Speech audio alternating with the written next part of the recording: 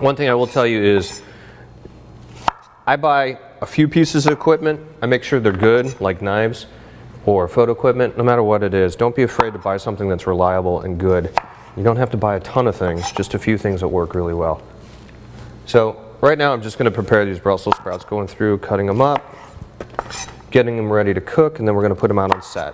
And remember, this is stuff that you're doing on your own. We're not doing a food stylist here. This is just you in your kitchen, in your studio, making images.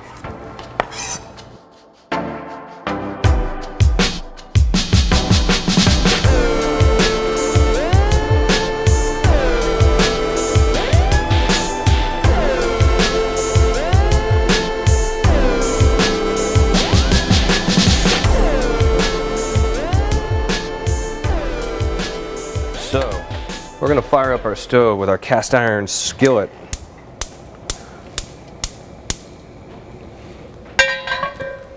A couple things that are kind of interesting. One, I love cooking with cast iron skillets, and back in the day, before Teflon was invented, cast iron skillets were used all the time.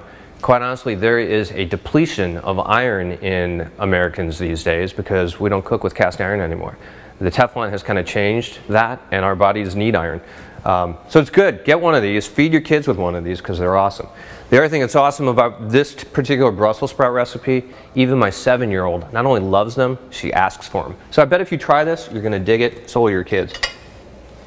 So we're just going to add a little butter to the bottom. Because butter is awesome. Butter is also the real McCoy. Another little fun fact about margarine. Margarine was originally invented by the poultry industry to fatten up turkeys. The only problem was it killed the turkeys, like made them die. So, being responsible investors that they were, they decided that they had to do something with all that margarine they invented that killed the turkeys. So they packaged it and made it a healthy spread for us to put on our toast. Good thinking, right? So don't get margarine, get butter. It's the real thing. Your body absorbs it very well anyway. Okay. Let's get this nice and hot. Let's get it slightly brown, then we're going to add in these Brussels sprouts. Alright, so I'm going to put these guys all face down as quickly as I can. I want to get as many in this pan because I want to get them caramelizing. So, all face down on the cut.